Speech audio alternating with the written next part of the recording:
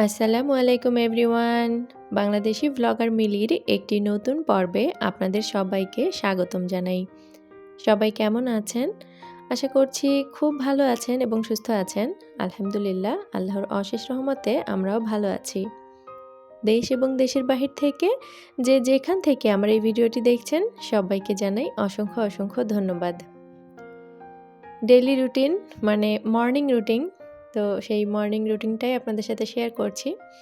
সকালে ঘুম থেকে উঠে প্রথমে অজু করে ফজরের নামাজ আদায় করি, কিছু দোয়া কালাম পড়ি, এরপরে সরাসরি চলে আসি রান্নাঘরে। তো সকালে আজকে রুটি তৈরি করছি। বিয়ের পর যখন প্রথম বিয়ে হয় আর কি, শাশুড়ি মা জিজ্ঞেস করেছিলেন, তুমি কি রুটি তৈরি করতে পারো? তো আমি বললাম যে হ্যাঁ পারি, তবে গোল হয় না, মানচিত্রের মতো হয়। তো মা বলেছিলেন কোনো সমস্যা নেই, চেষ্টা করতে করতেই হয়ে যাবে। একদিন আমাকে বললেন, দেখি তুমি কিভাবে রুটি বানাও। মাই সব কিছু করে দিয়েছে, আটা মেখে দিয়েছে, সেদ্ধ করে দিয়েছে, সব কিছুই করে দিয়েছে, আমাকে শুধু পিঁড়ির উপরে আটার লেচিটা দিয়েছে। তো আমি চেষ্টা করছিলাম, অবভিয়াসলি সেই মানচিত্রই তৈরি হয়েছিল। মা দেখে খুব হাসছিলেন। এরপরে কিন্তু মা আমাকে নিজে হাতে ধরে শিখিয়ে দিয়েছিলেন। এরপর থেকে আস্তে আস্তে প্র্যাকটিস করতে করতে এখন আলহামদুলিল্লাহ রুটিটা গোল হয় এবং ফুলকোও হয়, সমস্যা হয় না আর কি। যাই হোক, আমি এখানে কিন্তু একটু গরম পানি করে নিলাম, ফ্লাক্সে রেখে দিয়েছি। অনেক ঠান্ডা পড়েছে, এই ঠান্ডায় ঠান্ডা পানি খাওয়া যাচ্ছে না, সেই জন্য একটু গরম পানি করে রাখলে সুবিধা হয় পানিটা খেতে। আর এদিকে আমি একটু চিকেন চাপ ভেজে নিচ্ছি রুটির সাথে খাওয়ার জন্য, আর সাথে আমি কিছুটা বাঁধাকপি ভাজি করে রেখেছি। এগুলোই আজকে আমাদের সকালের নাস্তা। বাচ্চারা তো চিকেন চাপ খেতে ভীষণ পছন্দ করে, আর সাথে একটু সবজিও করেছি, মানে ওই তো বাঁধাকপি ভাজি, এতে করে খাবারটা খেতে সুবিধা হবে। বাসায় টক দই ছিল না, টক দই থাকলে একটু রায়তা করে দিতাম, তাহলে খেতে আরও ভালো লাগতো। টক দই আমি পরশুদিন চেষ্টা করেছিলাম টক দই পাতার ভিনেগার দিয়ে, তবে দইটা ভালোভাবে সেট হয়নি, একটু পানি পানি থেকে গিয়েছিল। তো সেটা পরে অন্য কাজে ব্যবহার করব, সেই জন্য রেখে দিয়েছি। ওটা কিন্তু আমি রোস্টে ব্যবহার করতে পারবো বা যে কোনো চিকেন ম্যারিনেশনে ব্যবহার করতে পারবো। যদিও একদম জমে টক দই হয়নি, তবে পাতলা যে টক দইটা সেটা হয়েছে। যাই হোক, ওটা দিয়ে তো আর রায়তা খাওয়া যাবে না, সেই জন্য আমি ওটা রেখে দিয়েছি। এদিকে আমি কিন্তু চিকেন চাপগুলো সুন্দর করে উল্টে পাল্টে ভেজে নিচ্ছি একটু লাল লাল করে। আর চিকেন চাপটা সবসময় একটু অল্প আঁচেই ভাজতে হয়, এতে করে ভেতর পর্যন্ত সুসিদ্ধ হয়। আর আমি চিকেন পিসগুলো নিয়েছিলাম ব্রেস্ট থেকে, তো এখানে কিন্তু অনেকগুলো পিসই আমি বের করেছিলাম দুইটা ব্রেস্ট থেকে, সাথে একটু হাড়ের অংশও আছে, আবার একদম সলিড মাংসও আছে। তো দুই রকমের মাংস দিয়েই আমি এখানে কিন্তু চাপ তৈরি করে নিচ্ছি। আর এই যে এখানে কিন্তু সুন্দর করে লাল লাল করে আমি ভেজে নিচ্ছিলাম চিকেন চাপগুলো। রেস্টুরেন্টের চিকেন চাপ তো খেতে অনেক সুস্বাদু, তবে সাইজের তুলনায় দামটা অনেক বেশি। বরঞ্চ বাসায় তৈরি করে খেলে অতটা খরচও পড়ে না, আর তৃপ্তি সহকারে খাওয়া যায়। সেজন্য একটু চেষ্টা করি আর কি পরিবারের সদস্যদের সামনে এরকম খাবার একটু প্রেজেন্ট করে দেওয়ার। এখানে কিন্তু এই যে সার্ভ করে দিয়েছি আমার ছেলেকে, সে ঘুম থেকে উঠেছে আর তাকে দিয়ে দিলাম। খুব মজা করে খেয়েছে, সাথে যেহেতু রায়তা ছিল না এজন্য আমি একটু সাথে টমেটো সস দিয়ে দিয়েছি। বিয়ের পর প্রতিটি মেয়ে শ্বশুরবাড়িতে অনেক স্বপ্ন নিয়ে আসে। কারো কারো স্বপ্ন দুঃস্বপ্নে পরিণত হয়ে যায়, আর কারো কারো স্বপ্ন বাস্তবে পরিণত হয়। আলহামদুলিল্লাহ, আল্লাহর পাকের অশেষ রহমতে আমি কিন্তু একদম আমার স্বপ্নের শ্বশুরবাড়িটাই পেয়েছি। বিয়ের পর প্রথম সকালটি আমার শুরু হয় আমার শাশুড়ি মায়ের হাতের পায়েস খেয়ে।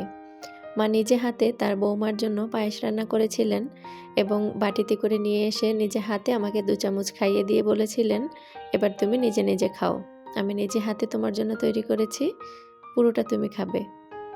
তো আমি যে এত খুশি হয়েছিলাম, আমার চোখ দুটো ভিজে গিয়েছিল। শাশুড়ি মায়ের প্রতি সম্মান অনেক বেড়ে গিয়েছিল। এরপর খাওয়া শেষ করতেই দেখি বাগান থেকে মা একগুচ্ছ দোলন চাপা ফুল নিয়ে এসেছেন। সাদা রঙের দোলন চাপা ফুল নিয়ে এসে আমার হাতে দিয়ে বললেন, এই ফুলগুলো যেমন সাদা শুভ্র দেখতে সুন্দর, ঠিক এইরকম সাদা শুভ্র মনে আমার সংসার করবে তুমি। আমার সন্তানদেরকে এই একগুচ্ছ ফুলের মতো আগলে রাখবে।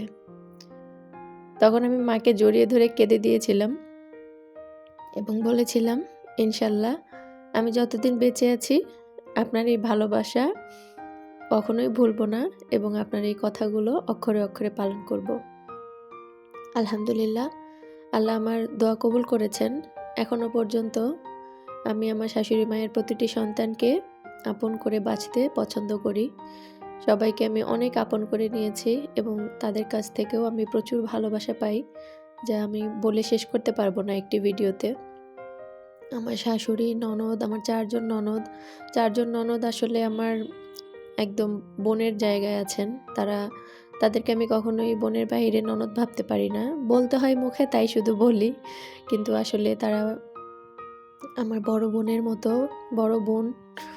আমি তাদেরকে অনেক ভালোবাসি এবং তারাও আমাকে অনেক ভালোবাসেন।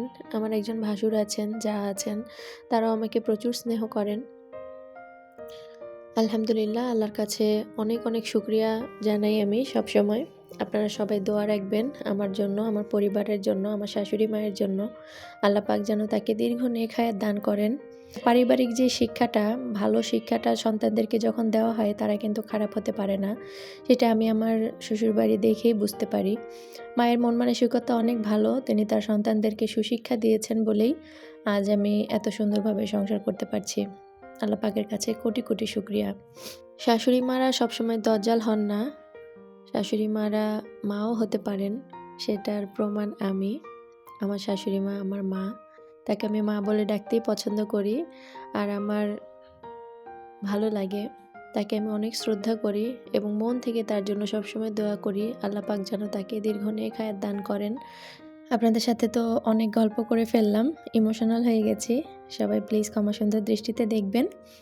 এখানে আজকে ননদের পছন্দের ভর্তাগুলো করেছি। গত ভিডিওতে তো বলেছিলাম আপনাদেরকে, বাচ্চারা যদিও মাংস পোলাও খেতে পছন্দ করেন, তবে আমার ননদ কিন্তু ভর্তা পছন্দ করেন খুব। তো আমি আজকে ইলিশ মাছ ভর্তা করেছি, আলু ভর্তা করেছি, বেগুন ভর্তা করেছি, ডিম ভর্তা করেছি, আর এই যে এখানে ভাত রান্না করছি। তারপরে রান্না করেছিলাম পাতলা ডাল। এগুলোই ছিল আজকের মেনু, মানে দুপুরের মেনু। তো সবাই মিলে খুব তৃপ্তি করে মজা করে খেয়েছি আলহামদুলিল্লাহ। বাচ্চাদের জন্য কিছুটা চিকেন ছিল, সেটা তাদেরকে গরম করে দিয়ে দিয়েছি। তো আমার ভিডিওটি কেমন লাগলো প্লিজ একটি কমেন্ট করে আপনারা জানাবেন। ভিডিওটি ভালো লাগলে অবশ্যই একটি লাইক করে দিবেন। আজ প্রথম যারা আমার চ্যানেলটি ভিজিট করছেন, চাইলে সাবস্ক্রাইব করে আমার পাশেই থেকে যেতে পারেন। সবাই খুব ভালো থাকবেন, সুস্থ থাকবেন, নিজের শরীরের যত্ন নেবেন, নিজের পরিবারের মানুষদেরকে আগলে রাখবেন, আপন করে যত্নে রাখবেন, তাহলে প্রতিটি সম্পর্ক হবে সুন্দর, কোনো পরিবারে কলহ থাকবে না। একটু ছাড় দেওয়ার মানসিকতা রাখবেন। আল্লাহ হাফেজ।